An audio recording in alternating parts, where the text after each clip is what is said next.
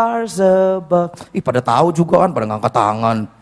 Shining in your lights. Dan saya ingat waktu saya nulis lagu ini, itu diambil dari khotbah dari gembala kami, Pastor Pendeta Jeffrey Rahmat, itu gembala kami di Jakarta Praise Community Church, gereja kami. Nah, saya mau bacakan ayat-ayat tersebut. Is that okay with you guys? Karena ini adalah kebaktian, mari kita buka Alkitab kita terlebih dahulu. Is that alright? Mari kita buka dalam kitab Filipi pasal yang kedua. Ini sebuah perikop, sebuah ayat-ayat yang saya yakin saudara mungkin sudah pernah mendengarkannya. Tentang bagaimana kita diminta oleh Tuhan, dipanggil oleh Tuhan, ditantang oleh Tuhan untuk bersinar bagaikan bintang di bumi atau di jagat raya atau di langit.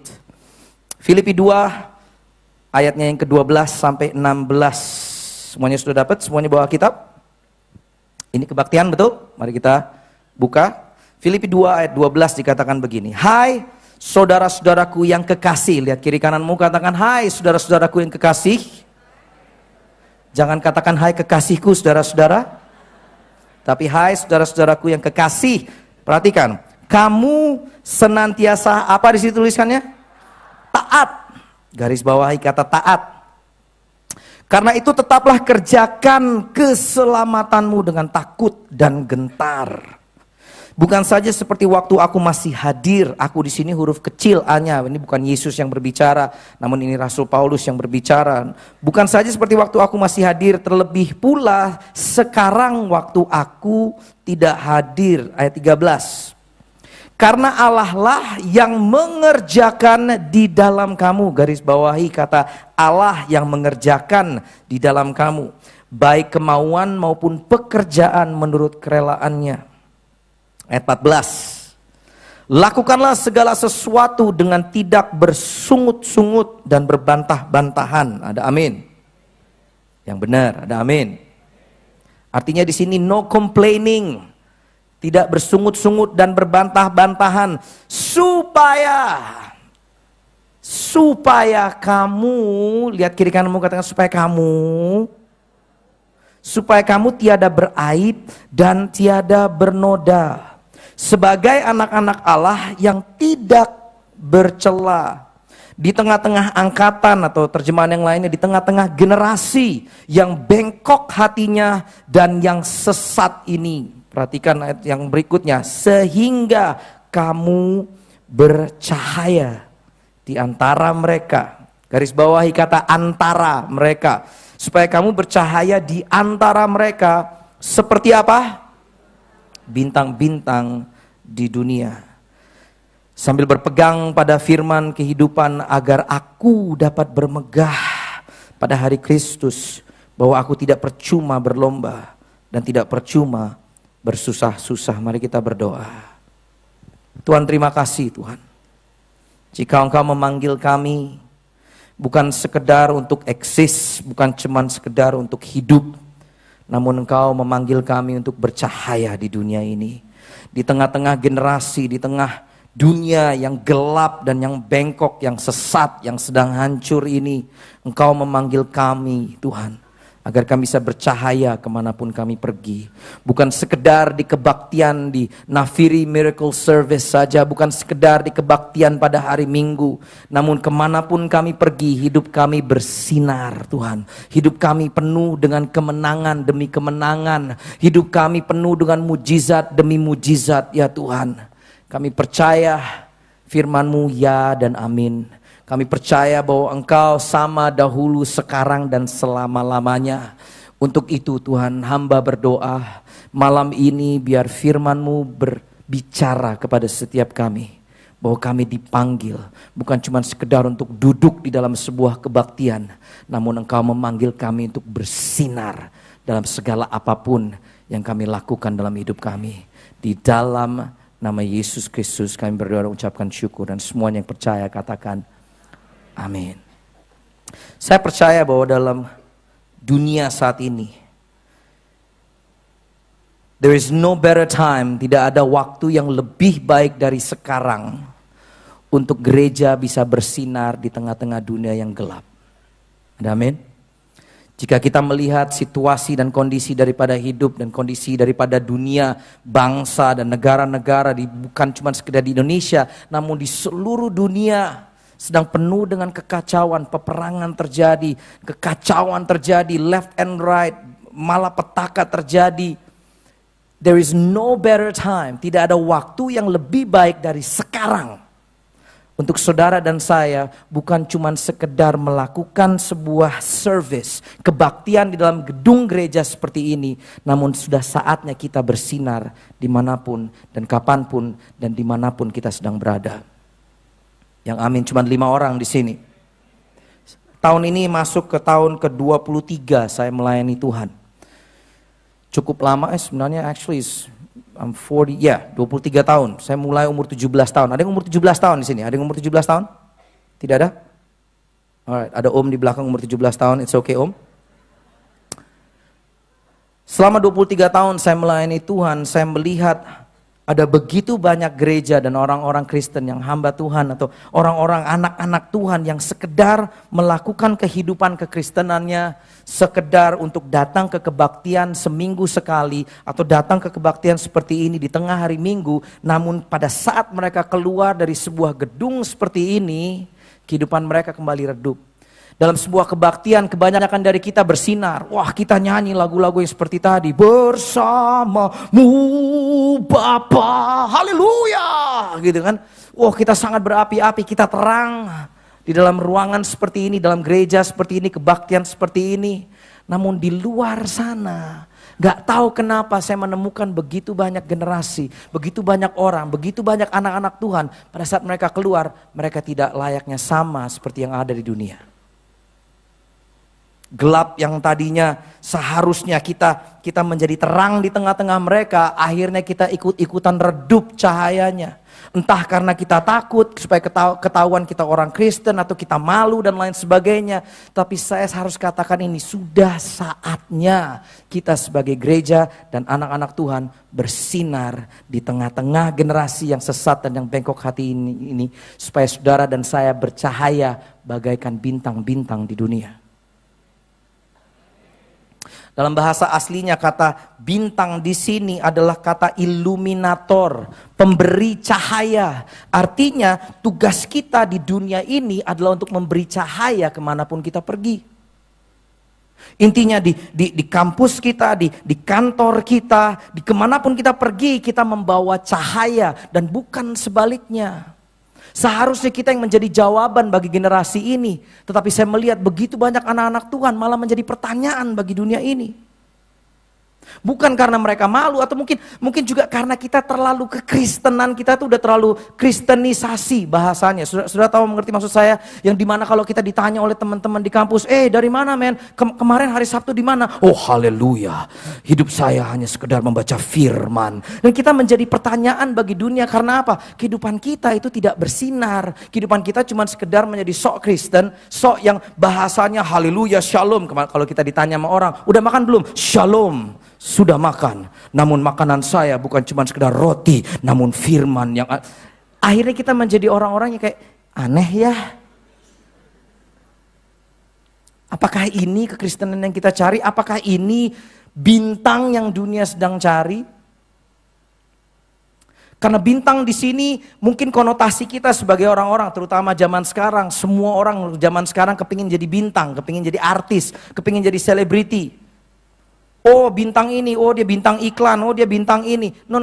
Bintang di sini bukan cuma sekedar seseorang yang famous. Meskipun orang-orang yang dikenal dan dipandang itu bisa menjadi bintang. Tetapi yang bintang diminta oleh Tuhan adalah kita menjadi terang bagi tempat-tempat atau orang-orang sekeliling kita, generasi yang sesat, yang bengkok, yang gelap, yang tidak mengerti akan anugerah Tuhan, yang tidak mengerti akan mujizat.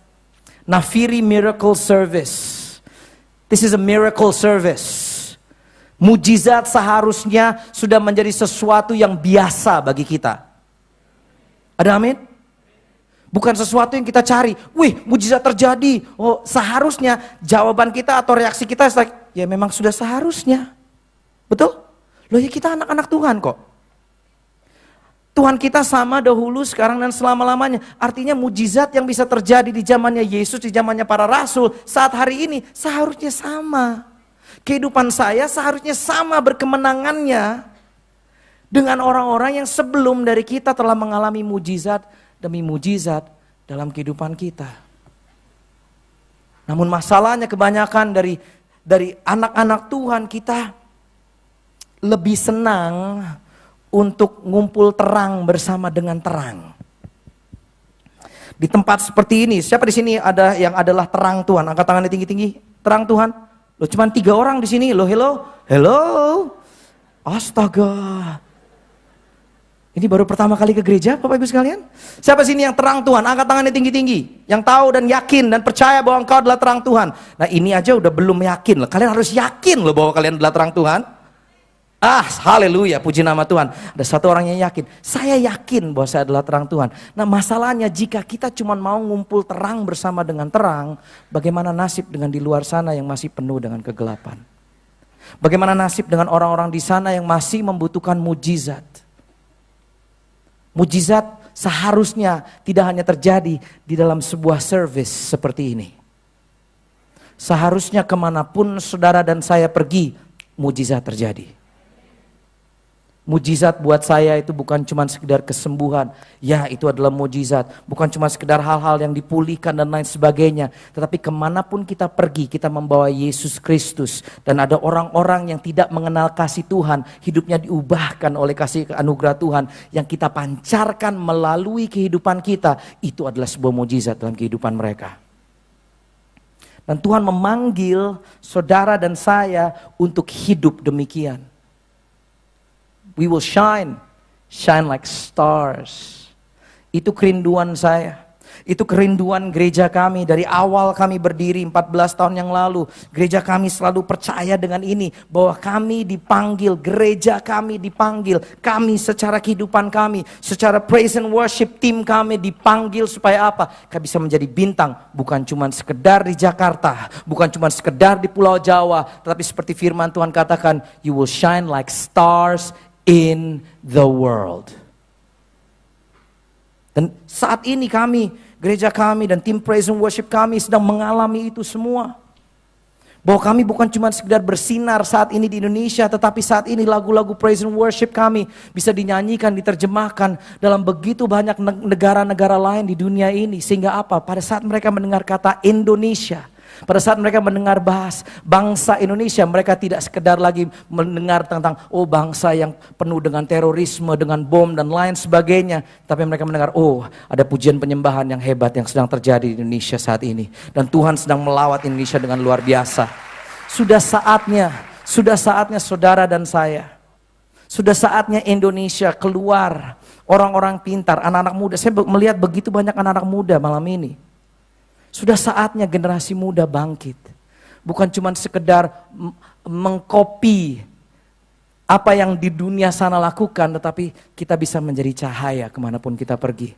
Keluar dengan barang-barang baru, keluar dengan gagasan-gagasan baru, dengan ide-ide yang baru. Untuk menunjukkan, ya bukan karena saya yang pintar, bukan karena saya yang kuat, bukan karena saya yang berbakat, tetapi itu semua karena anugerah daripada Yesus Kristus Tuhan. I'm so passionate about this. Ini yang saya coba lakukan di gereja kami untuk membangkitkan generasi baru, worshipers yang baru. Supaya mereka bukan cuma sekedar mengulangi apa yang kami lakukan, tapi mereka bisa menulis lagu-lagu yang baru. Menjadi pemimpin-pemimpin pujian yang lebih dahsyat daripada apa yang kami lakukan. Karena usia kami sudah tidak lagi muda. Saya udah gak lagi youth worship leader lagi. Kalau zaman dulu bilangnya youth, bukan youth. Karena saya usianya udah mulai segini nih. Saya harus menelurkan generasi-generasi yang baru. Betul? Dan saya rindu melihat gereja ini. Bukan cuma sekedar menjadi gereja yang powerful di suatu lokasi. Tapi saudara dan saya bisa menjadi bintang di dunia. Ada amin? Dikatakan di sini. Kamu senantiasa taat, karena itu tetaplah kerjakan keselamatanmu dengan takut dan gentar. Kerjakan keselamatan dengan takut dan gentar di sini bukan artinya takut yang seperti kita, takut akan pocong dan takut akan suster ngesot dan lain sebagainya. Tapi takut di sini adalah suatu hormat, fear of God, bahwa dalam segala hal yang kita lakukan, kita melakukannya hanya untuk kemuliaan Tuhan. Everything that you do. Apakah saudara seorang student, apakah saudara seorang engineer, seorang chef, seorang businessman, apapun yang saudara lakukan, seorang guru, politisi, entertainer, apapun yang saudara lakukan, lakukanlah itu hanya untuk kemuliaan Tuhan. Dan pada saat engkau melakukan itu, kita bisa melihat ada satu generasi yang diubahkan oleh Tuhan. Tempat yang tadinya gelap, Indonesia, Jakarta ini yang penuh dengan kegelapan, yang penuh dengan orang-orang yang sesat, yang broken dan lain sebagainya. Pada saat kita hadir, pada saat kita masuk ke dalam sebuah ruangan, pada saat saudara hadir di Central Park ini, saudara bisa melihat tempat ini diberkati oleh Tuhan. Saudara bisa melihat ada kemuliaan Tuhan kemanapun saudara pergi. Dan mujizat tidak sekedar terjadi di tempat ini dan di malam ini, tapi kemanapun saudara pergi, mujizat senantiasa mengikuti saudara. Ada amin? Sudah saatnya. Kita nggak lagi udah nggak zaman sekedar main gereja-gerejaan, teman-teman. Saya sudah cukup lumayan banyak melayani selama 23 tahun. Saya di Indonesia sekarang sudah masuk ke tahun ke-18. Saya pulang ke Indonesia tahun 95 dan mulai melayani Tuhan dari youth dan melayani anak-anak muda, generasi-generasi muda, dan sampai sekarang kita udah nggak muda-muda lagi.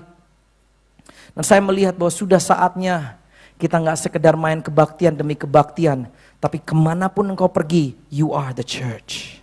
Engkaulah gereja, engkaulah terang, engkaulah bintang di tengah-tengah kegelapan. Where there is light, there is no darkness. Semuanya setuju dengan ini? Di mana ada terang, tidak ada kegelapan. Setuju? Tidak ada tombol dalam sebuah ruangan untuk mematikan, untuk menghadirkan gelap. Betul? Tidak ada tombol yang diciptakan untuk, saya menemukan penemuan baru. Apa artinya saya membuat sebuah alat yang bisa membawa kegelapan. No. Tidak perlu apapun juga untuk menghadirkan kegelapan. Betul? Karena kegelapan pasti hadir jika tidak ada terang. Simple as that. Namun jika ada terang, kegelapan tidak mungkin ada. It's as simple as that. Itu sebabnya Yesus mau supaya kita berada di dunia ini menjadi terang. Meskipun cuma sekedar titik cahaya matches, apa tuh matches? Korek api. Cuma sekedar lampu terang daripada korek api. Gelap tidak bisa membuat dia menjadi gelap. Betul? Karena no matter what, terang itu ada. Dan di mana ada terang, gelap itu tidak mungkin hadir. Dengarkan saya baik-baik. Secara ilmu, di mana ada terang, gelap tidak mungkin hadir. Itu science, betul? Tidak ada dalam Alkitab, itu science. Jika ada terang, pasti tidak ada kegelapan. Nah sekarang, kalau kita melihat situasi di sekeliling kita, kok kayaknya masih banyak kegelapan di sekeliling kita? Jawabannya cuma satu, kita tidak mengambil posisi sebagai terang seharusnya. Di mana Tuhan berkata, engkau dipanggil untuk berada di tengah-tengah. Bahasa Alkitabnya dikatakan engkau dipanggil di antara mereka. Supaya engkau bercahaya dan menjadi bintang-bintang di dunia. Saya percaya jika segini banyak orang saja mau berdiri dan menjadi terang kemanapun mereka pergi. Untuk senantiasa tahu bahwa kalau terang itu gak ada hubungannya sama luar, tetapi terang itu selalu keluarnya dari dalam keluar. Pada saat kita sadar bahwa terang, kalau kita bilang bintang, kita mikirnya kan artis. Artis itu kebanyakan cuma depannya doang, dempulnya doang keren. Dalamnya belum tentu. Jika ada artis di sini, maaf. Berapa banyak dari kita yang mendengarkan artis-artis Hollywood, keren banget, cakep banget, kaya raya, karirnya sukses, punya pacar dan suami, istri yang cantik dan lain sebagainya, kehidupannya kayaknya terang benderang. Tahu-tahu kita dengar mereka mati, OD, overdose, atau mereka bunuh diri, atau mereka depresi dan lain sebagainya. Kita dengarkan ini berulang-ulang kali.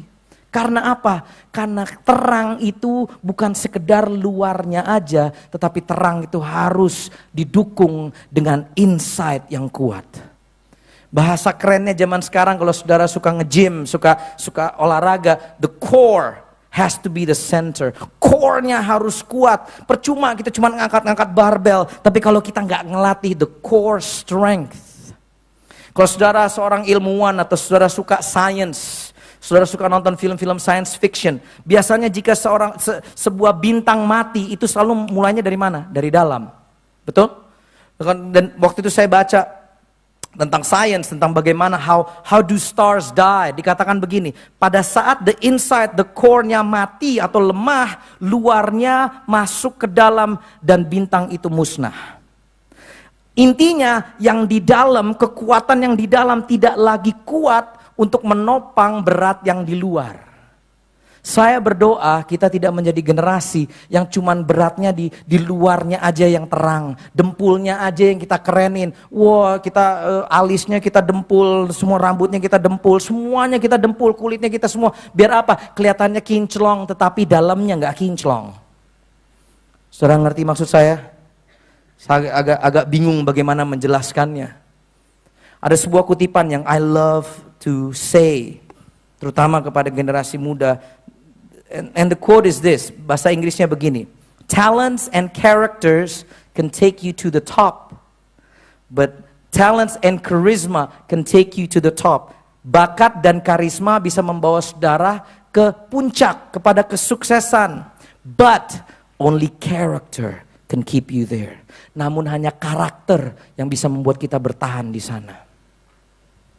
Nah, ini yang Tuhan Yesus maksudkan.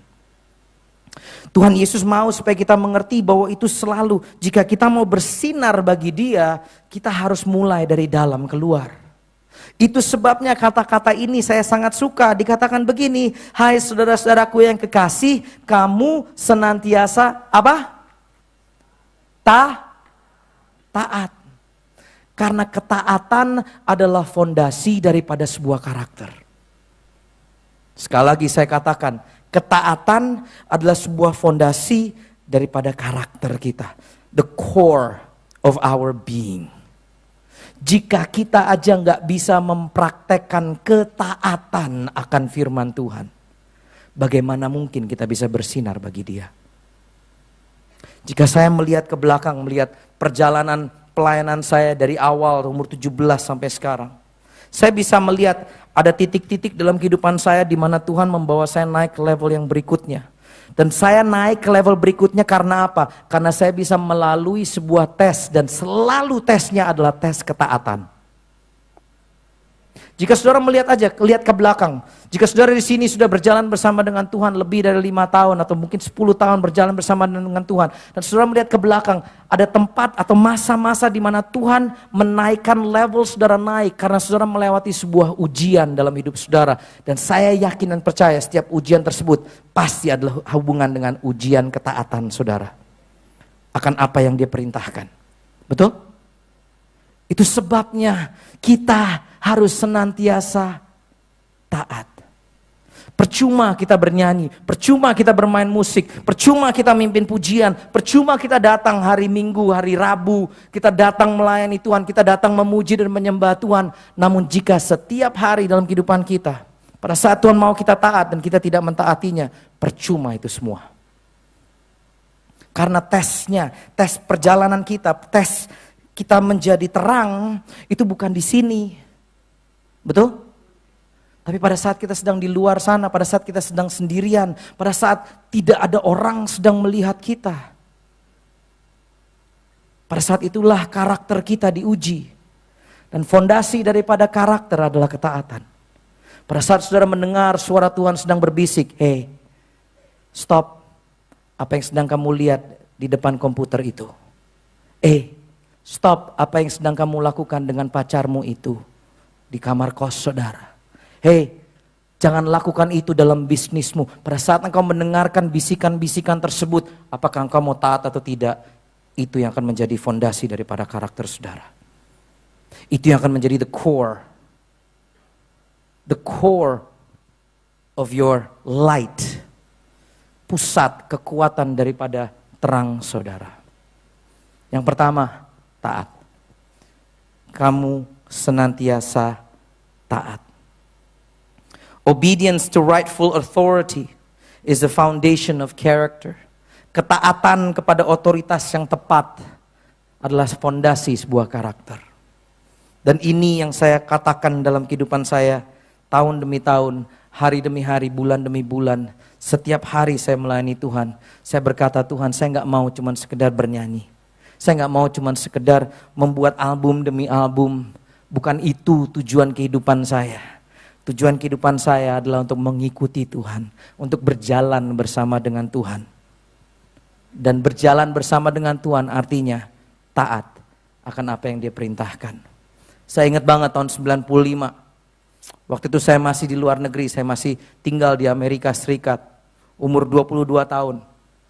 Tuhan berbisik dalam kehidupan saya melalui begitu banyak konfirmasi dan hamba-hamba Tuhan.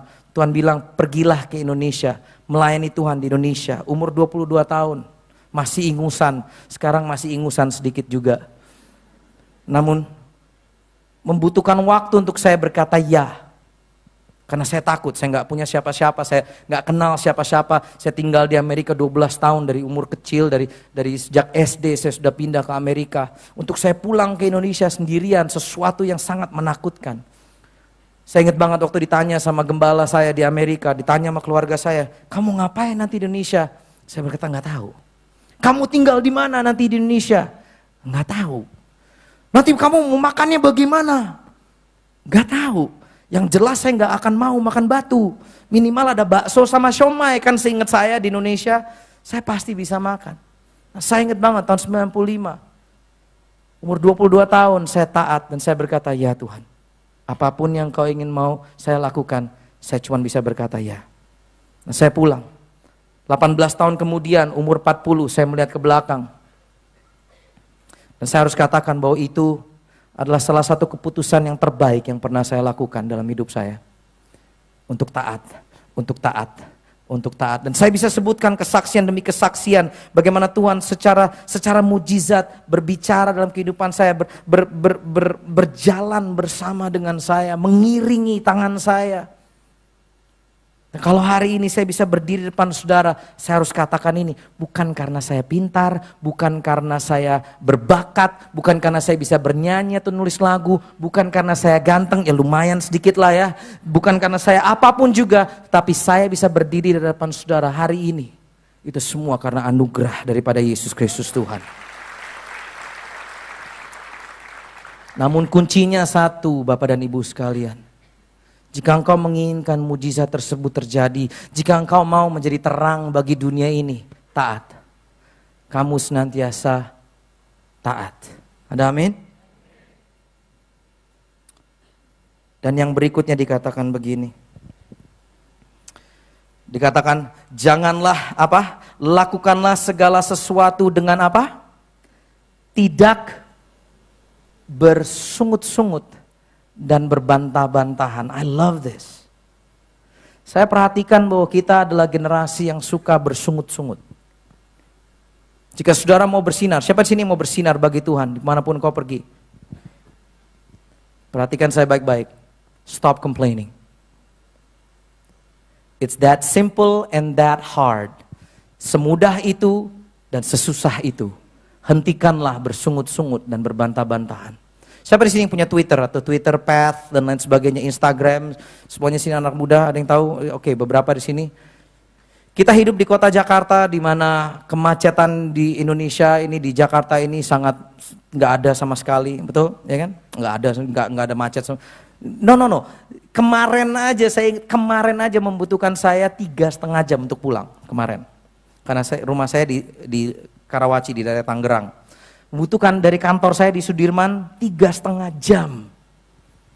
Tapi kalau saudara ikut Twitter saya, follow Facebook saya, atau follow Instagram saya, saudara tidak akan pernah menemukan saya bersungut-sungut sekalipun. Jika saudara menemukan ada satu tweet aja di mana saya komplain, saudara bisa datang kepada saya akan berikan satu album gratis, saya tanda tangan Bapak Gembala dan lain sebagainya. Karena ini yang saya coba praktekkan dalam hidup saya, berhenti bersungut-sungut dalam segala hal. Karena ini, pada saat kita bersungut-sungut artinya apa? Setiap kali kita komplain, artinya kita tidak percaya bahwa orang atau situasi tersebut melakukan yang terbaik buat kita. Betul?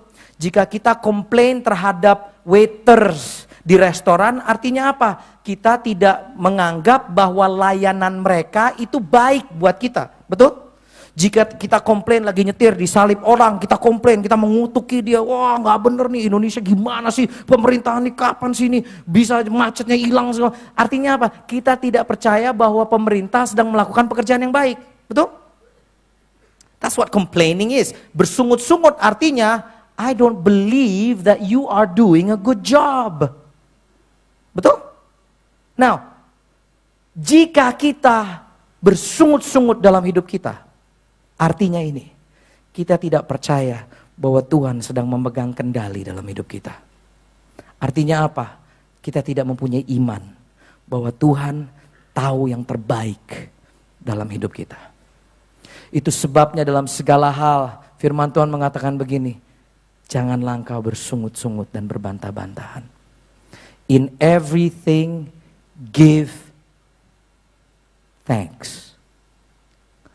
Karena obat penawar daripada racun complaining hanya satu. Mengucap syukur. Halo.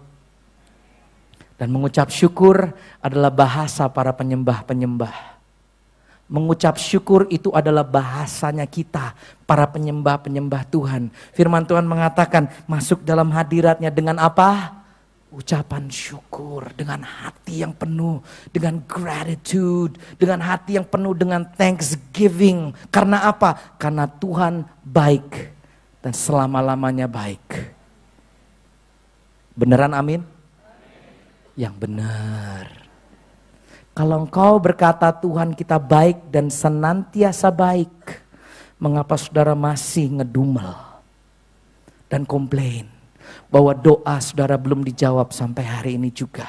Oh Tuhan, where is my Prince Charming? Di mana pria idaman, di mana wanita idamanku itu? Katanya engkau Tuhan yang mendengar doaku. Dan engkau ngedumel setiap hari, Tuhan gak adil. Kenapa dia yang dapat promosi? Seharusnya saya yang naik gaji. Oh Tuhan gak bener nih kayak begini. Si Tuhan baik. Yang benar. Serius. Kenapa hidup kita, hari-hari kita, mulut kita masih penuh dengan komplain? Jam 9 pagi atau jam 5 sore saya lihat Twitter saya itu isinya penuh dengan komplain. Kemacetan, wah Jakarta gini, wah gak bener nih bangsa ini, wah gue pindah aja nih ke Singapura, wah gue, hey, God is good all the time. Yang bener. Masa sih cius? Dalam gereja, dalam kebaktian kayak gini kita bisa berkata, oh God is good. Hey, di luar sana bisa gak kita terus seperti itu? Karena itu yang akan membuat kita berbeda dengan dunia. Itu yang akan membuat dunia tercengang. Di mana tempat yang lain itu penuh dengan sumpah serapah, tetapi kita malah penuh dengan ucapan syukur. I'm grateful, I'm grateful, I'm grateful. Jika saudara mendengar atau melihat saya menulis lagu hampir semua isinya cuma tentang itu, saya bersyukur karena anugerah Tuhan. Seharusnya ini menjadi bahasa kita. Pada saudara bersyukur, pada saat saudara mengucapkan syukur, engkau bersinar di tengah-tengah angkatan yang bengkok hatinya dan yang sesat ini. Sehingga engkau bercahaya di antara mereka bagaikan bintang di dunia.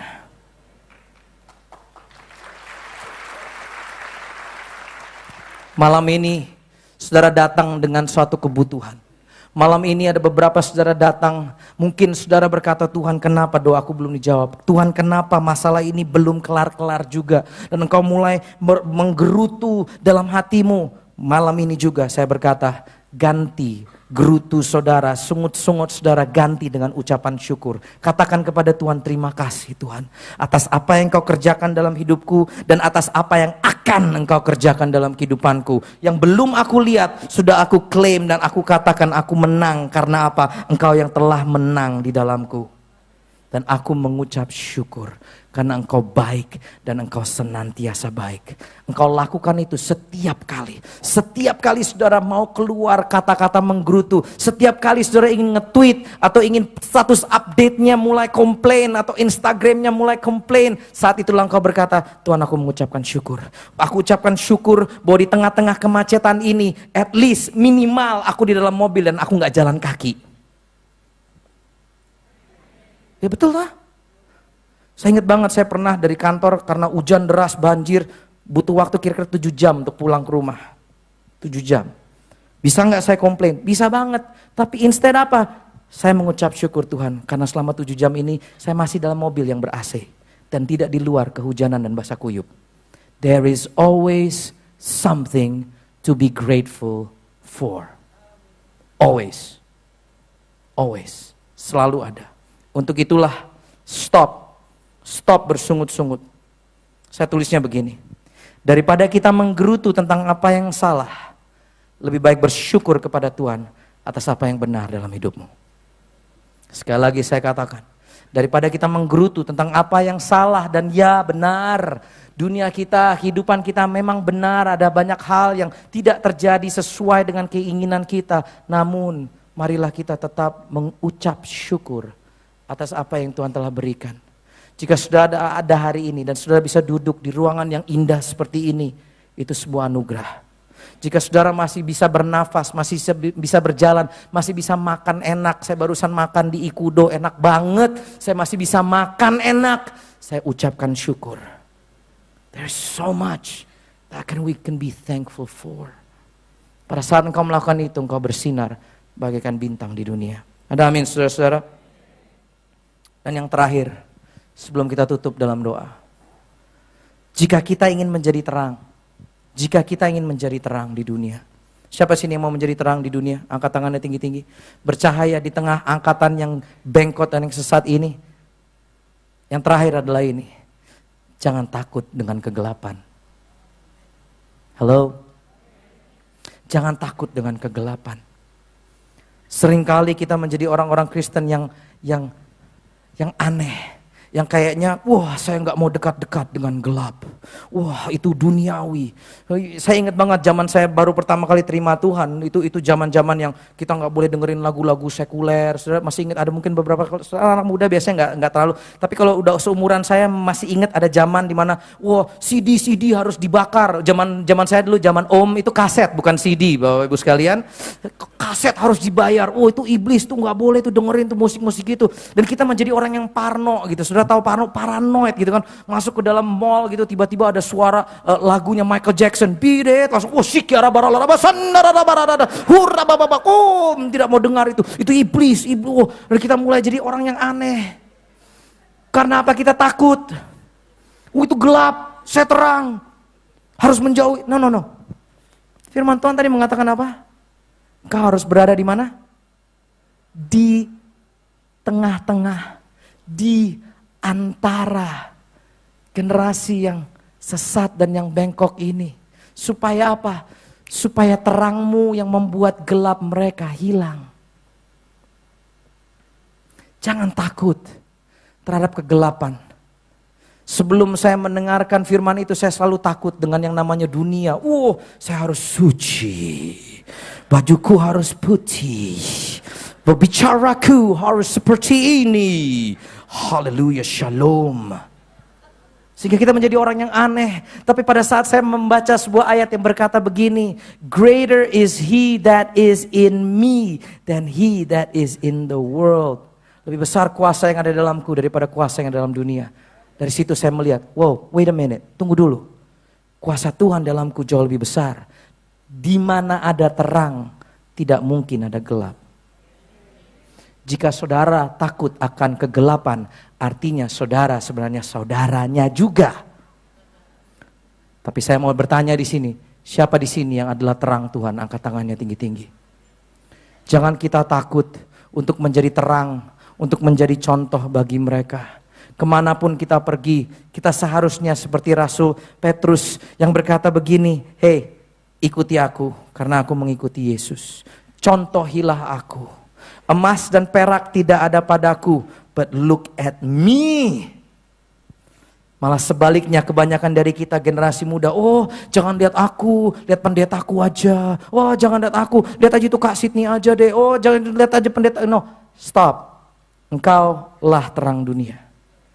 Engkau dipanggil untuk berada di tengah-tengah generasi yang bengkok ini. Bukan untuk menjadi sama dengan mereka, bukan. Tetapi untuk engkau bisa menjadi jawaban. Kemanapun engkau pergi, apapun yang kau lakukan, engkau bisa menjadi terang bagaikan bintang di dunia. Sehingga orang bisa melihat, wow, bukan cuma luarnya doang yang keren, tetapi ternyata karakternya juga karakter ilahi. Ternyata sesuatu yang ada dalam mereka, wow, di tengah-tengah situasi dan kondisi yang sama, malah mereka bukan menggerutu, tapi mereka senantiasa mengucap syukur. Pada saat itulah dunia akan tercengang dan dunia akan melihat, ada apa dengan kamu? Pada saat itulah engkau berkata, ini semua karena kemuliaan daripada Yesus Kristus dalam kehidupanku. Bukan karena akunya, bukan kehendakku, namun kehendak Tuhan yang terjadi. Dan jika kita lakukan ini, miracles, mujizat, itu adalah kejadian sehari-hari dalam hidup kita. Saya bisa bersaksi, kesaksian demi kesaksian, bagaimana Tuhan memberikan mujizat demi mujizat dalam kehidupan saya dan keluarga.